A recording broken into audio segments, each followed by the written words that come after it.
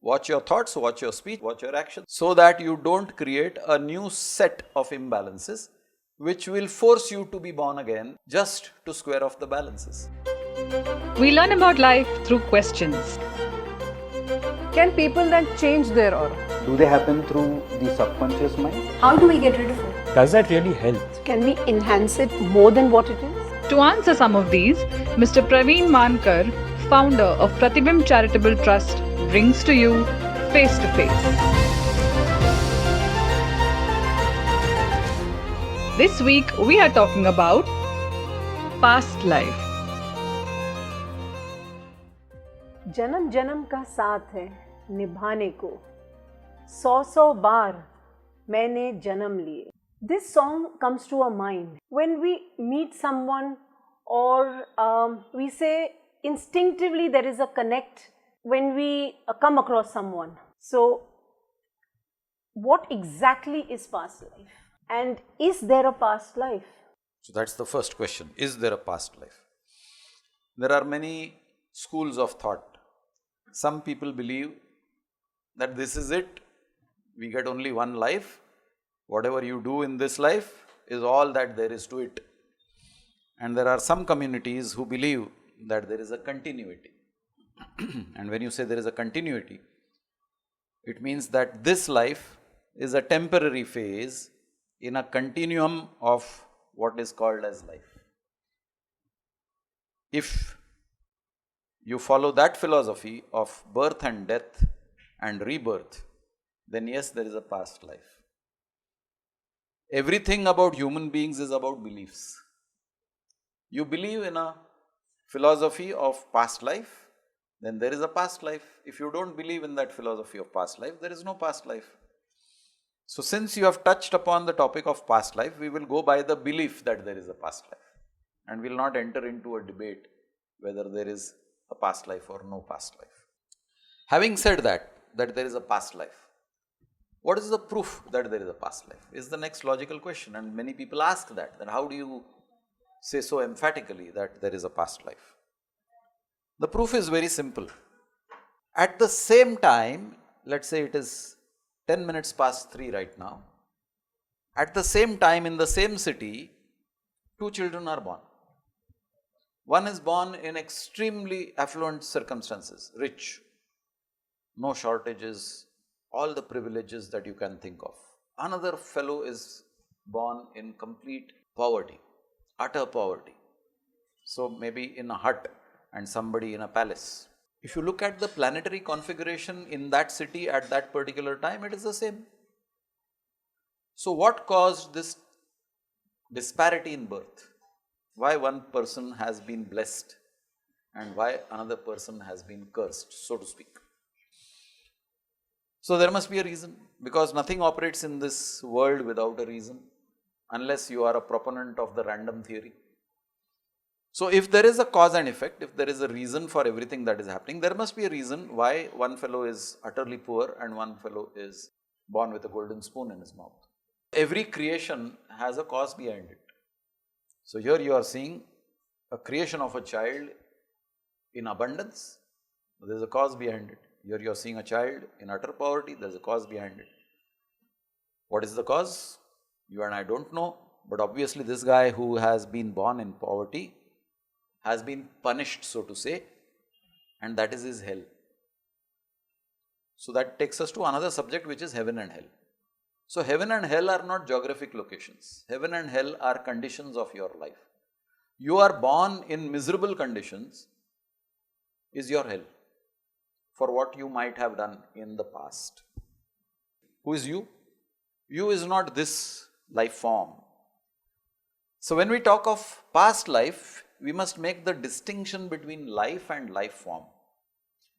When you are seeing me, I am a form with a particular name and an identity and certain qualities as a result of my upbringing.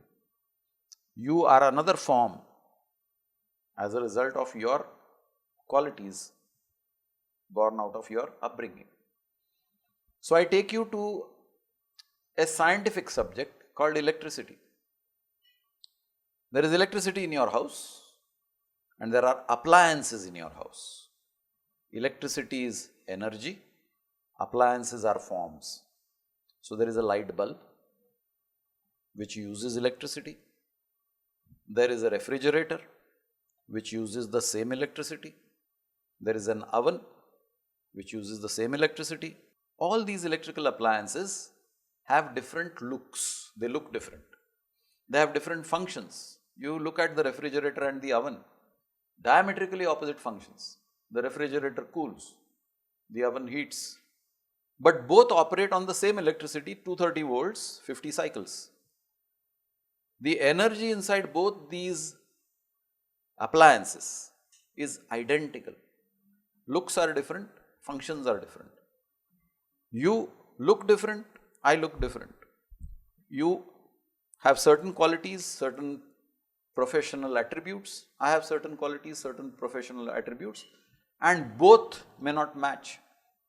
But you are alive and I am alive because of the energy inside you and the energy inside me, which is identical. And what is that energy? That energy in the Indian context is known as prana shakti or life force. You and I are piece of useless junk the day this prana shakti goes out. Just like my refrigerator and my oven is a useless piece of metal if there is no electricity in the house. Your body and my body is not usable if that prana shakti deserts. So, life is that prana shakti. I am a life form, you are a life form, utilizing that prana shakti for a temporary period. Give you another parallel. Every drop in the ocean is a representative of the ocean. Every wave in the ocean is a representative of the ocean. The wave has a start time and an end time. So the wave will take birth, rise up and collapse, end of the wave. Can the wave be repeated? No, a different wave will come. So the first wave has dissolved. Has the ocean dissolved? The ocean remains. So the ocean is a continuum, the wave has a temporary lifespan. I have a temporary lifespan in my form, but the life inside me is a continuum. It acquires another form. The prana shakti inside the human body is the same. The body looks different, behaves different, speaks different language, follows a different religion, but the shakti inside is the same. Then what is this body? That's the next question. This body is an apparatus utilized by that prana shakti to fulfill certain requirements. Separate subject, we will not talk about the requirements, we will only talk about life, since you asked past life. So if today I am existing in this form and tomorrow I exist in another form, then this form is the past life of that form. This body has a particular name. It was born in a particular country, it speaks a particular language, it follows a particular religion, it is qualified in a particular profession. Another body, acquired by the same prana shakti inside, was probably born in another country, spoke a different language, was qualified in different fields. If we go by the belief that there is a past life, then how does our past life shape our present life today? Take simple example again. You sometimes see kids, 2 years, 3 years, 4 years, with special skills. Somebody plays the tabla brilliantly or the harmonium brilliantly, or does mathematical equations like a wizard. Where did he learn this skill? Obviously not in this form. He has not even gone to school. He has not even attended any special classes for music training. So how did he acquire these skills? Some people say random, by chance, miracle. But there are no miracles in the universe. In universe there is perfect science, there is a law of cause and effect. Something caused this child to be proficient in a particular art. Obviously, somewhere in the past, he trained his fingers to percussions. So he has a sense of rhythm. Who is he? This life form. Where did the knowledge come in this life form? In the soul of that person. Now you will ask me the next question. So what is the soul and what is this prana shakti? Because two different terminologies. The soul is a combination of your subconscious mind and the Prana Shakti. Your subconscious mind transits from one life form to another. Your conscious mind perishes with your life form. Conscious mind is awareness mind. I am aware that I am an Indian. Is for this life form. If tomorrow I am born in Africa, my awareness will be that I am an African. So, the conscious mind is always pertaining to the current life form. But the subconscious mind is a continuum of all the life forms that I may have acquired in my past, and that accompanies my soul. Why am I saying that? I have got unfulfilled desires. In this form itself, I had certain desires which at this stage of my life, I don't think I will ever be able to accomplish in this life form.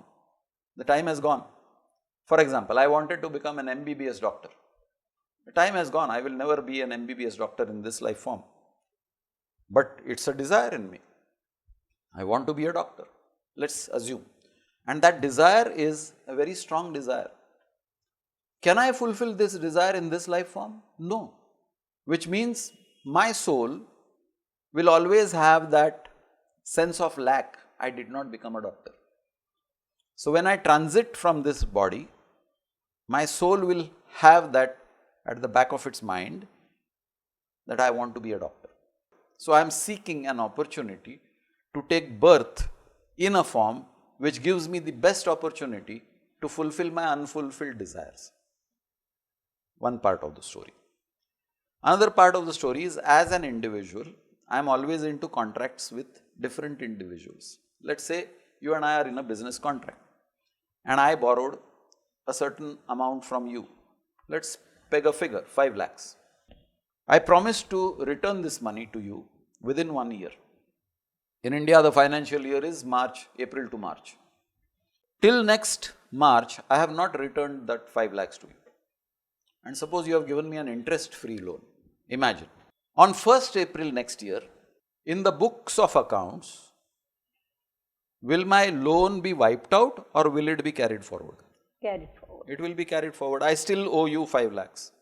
And if I continue not repaying you for the next 5, 6, 7, 8 years, every year the new book of accounts will write down the entry, I still owe you 5 lakhs. The year I pay you 5 lakhs, that day my name is erased from your accounts because everything is squared off. I need not be appearing in your book of accounts at all. When we are living in this life, I have certain debits and credits from my past. I might have taken things from you, I might have given things to somebody. So there is an imbalance created in my past life form. And for some reason, those imbalances were not squared off. So I have to come back to square off those balances. The universal chartered accountant makes sure that there is no imbalance in the universe. If I have created an imbalance, he makes sure that I return to square off the balances. So I take another birth. Now you will ask me as a scientist, what is the proof for this? I don't have tangible proofs for this. But then what else is the explanation for the imbalance in the equation between two relationships? Why are these imbalances occurring in life? It's because you are squaring off certain imbalances that were created in the past. Corollary to this is, then how do I square off? Because I don't remember anything of the past. The simple answer is, accept what is happening to you. Don't create another situation which will further create another imbalance. So, what do we do in our present life to make our future life, like if this would become the past life for us when we go into the next life? So, what should we do today in our present life? Watch what you better do. Watch your thoughts, watch your speech, watch your actions, so that you don't create a new set of imbalances which will force you to be born again in a different life form just to square off the balances. So when I say watch your thoughts, speech and action, I simply mean that don't create situations out of revenge, out of your human sense of justice, because human sense of justice doesn't take into account what happened in another life form. If a car banged my car on the road for no fault of mine, I think injustice is done to me. In the whole universal picture, maybe justice was done because I had probably injured somebody in the past, and that somebody, a representative of the universe, squared it off by damaging my car. Now, if I go seeking justice in this life form against the car who damaged my car, which is probably the right thing to do as a human being, in the universal context, I am not erasing that imbalance. Can this cause and effect ever come to an end? Yes and no. It can come to an end for an individual, but for a universe it never ends, because a universe is an expanding energy. So, a tree is chopped off, the life of the tree is over, but the tree is converted into a table. A new life begins as a table, till the table is destroyed. But for us as human beings, does this ever end? For the individual, again I repeat, it ends. If you have exhausted your desires and if you have fulfilled all your obligations, restored all the balances, there is no reason for you to take a form. Let's remain peaceful and joyful so that we can live a better present, complete with our cravings of unfulfilled desires of the past. If you have some questions about life, please connect with us. Do not forget to like, share, subscribe, and press the bell icon for weekly updates.